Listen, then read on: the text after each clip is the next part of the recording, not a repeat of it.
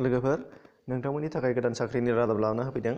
बे जाहैबाय नोंथांमोना नुनो मोनदों इन्डियान नेभि सेलर रिक्रुटमेन्ट 2019 नि थाखाय पस्टआ बुरजाथार टटेल 2700 गासै पस्ट आरो बेनिफ्राय लास्ट डेटखौ नोंथांमोना नायनांगौ। लास्ट डेटआ जाहैबाय दा सोलिबाय थानाय दाननि हथात नभेम्बरनि 18 नभेम्बरावनो जोबगोन बेयो लास्ट डेट हथात बारथारला दिनैनि दिननिफ्राय 8 सानल'सो होनजायो एबा 7 सानल'सो होनजायो। ओंखायनो 7 सानाबो खम नङा। जायफोरा गोसो गुदुं नोंथांमोना थाबैनो एप्लाइ खालामनानै लानो हानाय जाहैगोन जुदि मिलायोबा गावबा गावनि इलिजिबिलिटि क्राइटेरियाजों नोंथांमोना नायलांबानो जाबाय। फारि फारि गासैखौबो डिटेल्स खिन्थाना लांनो होनो आखायाव लानाय जादों। बाहाय नुनो मोनदों इन्डियान नेभि बाहाय बिथांमोनहा आर्टिफिशियार एप्रेन्टिस आरो सिनियर सेकेन्डारि रिक्रुइट्सनि थाखाय मोननै बिथिङाव बिथांमोना साख्रिखौ रिक्रुइटमेन्ट खालामना होदों। बेनिफ्राय फार्स्टआव नुनो मोनदों नोंथांमोननिया गासै टटेल पस्टखौ दहायनो खिन्थाखादोंमोन 2700सा। बेनिफ्राय नैबे डेटखौ नायनायाव नोंथांमोना इम्परटेन्ट डेट दङ बेखौ नायबानो जाबाय। स्टार्टिं डेटआ जाहैबाय एप्लाइ खालामनायनिया दहायनो बुंखाबाय 8 तारिख नभेम्बरनिफ्रायमोन। बेनिफ्राय लास्ट डेटआ 18आवमोन। एसे लेट जाबाय अब्लाबो नोंथांमोना गोबां सान दंबावो। 7 साना गोबां सान। बेनिफ्राय एडमिट कार्ड रिलिजआ जाहैबाय एग्जामिनेसननि 1 उइक सिगां होगोन होनदों। बेखौथ' मिथिखागोन एग्जामिनेसना जाहैबाय 2020 नि फेब्रुवारि मासाव जागोन होनदों। बेनिफ्राय एज लिमिट नांगोन। एज लिमिटआ बिटुइन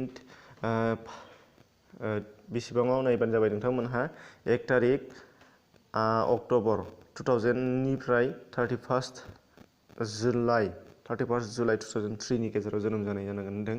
बेनिफ्राय एग्जामिनेसन फिस दङ। एग्जामिनेसन फिसआ जाहैबाय नोंथांमोना नुनो मोनदों जेनेरेलनि थाखाय 215 थाखा दाननांगोन। ओमफ्राय अबिसिआबो दाननांगोन। नाथाय एससि एसटि हिसाबै जोंहा निल दाननाङा, पेमेन्ट होनाङा जेबो। बे जोबोद मोजांनि बाथ्रा। लोगोफोर बेबायदिनो गोबां साख्रिनि रादाब हगारबाय थायो नोंथांमोननि थाखाय आरो गुबुन गुबुन भिडिअ हगारो नेचार पाब्लिकेसनाव। साबस्क्राइब खालामाखैबा साबस्क्राइब खालामनानै ला, नटिफिकेसन बेलखौ थुनानै हो आरो डिसक्रिपसनाव हाबनो दाबाव। दानिया नैबे नुनो मोनदों क्वालिफिकेसना जाहैबाय नोंथांमोना नुनो मोनदों फार्स्टआव मोननै बिथिं होदोंमोन। मोनसे गासिबो मोननैबो एखेयानोखा साइन्स स्ट्रिमनिफ्राय फैनाय जानांगोन।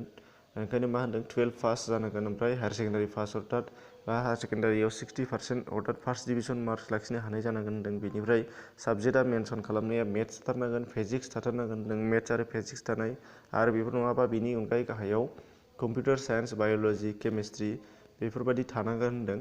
ओमफ्राय मोननैबो एखेयानो ए आरो एस बे मोननैबो बिथिंनि थाखाय। दानिया बाहाय नोंथांमोना माखासे गोसो होनांगौ बाथ्राया जोबोद गोनां। बाहाय फारियै नोंथांमोना नायबानो जाबाय। अफिसियेल वेबसाइटआव मा खिथानाय दङ नोंथांमोना अफिसियेल वेबसाइटनि बाहाय लिंक होनाय दं। नोंथांमोना बेखौ थुबानो जाबाय। क्लिक हियार दङ नै। बेनिफ्राय एप्लाइ अनलाइन दङ। अनलाइन एप्लाइ खालामनो थाखायबो नोंथांमोना बाहाय क्लिक हियार बेयावबो खालामनो हानाय जागोन। आरो अफिसियेल नटिसनि लिंकबो नोंथांमोना बाहाय दङ। फारियै क्लिक खालामनानै नायबानो जागोन। आरो बे आं जेखौ नायगासिनो दङ बेनि लिंकखौ आं नोंथांमोननि थाखाय डिसक्रिपसनाव होनाय जादों। बेनि गेजेरजों नोंथांमोना डाइरेक्टलि हाबनानै बेखौ एप्लाइ खालामनो हानाय जागोन, नायनो हानाय जागोन। आरो आसा खालामो नोंथांमोना एप्लाइ खालामनायनि सिगां खनसे नायनानै थां, बेनिफ्रायसो एप्लाइ खालामबानो जाबाय। अब्ला लोगोफोर नोंथांमोननि थाखाय नैबे दिनैनि जानाखि साख्रिनि रादाब बियो नोंथांमोननो जथेस्थ' नङाबाबो जानोफोरा इलिजिबिलिटि गोरोबो। नोंथांमोना बेखौ एप्लाइ खालामगोन होननानै आसा थिबाय। एसेनोसै।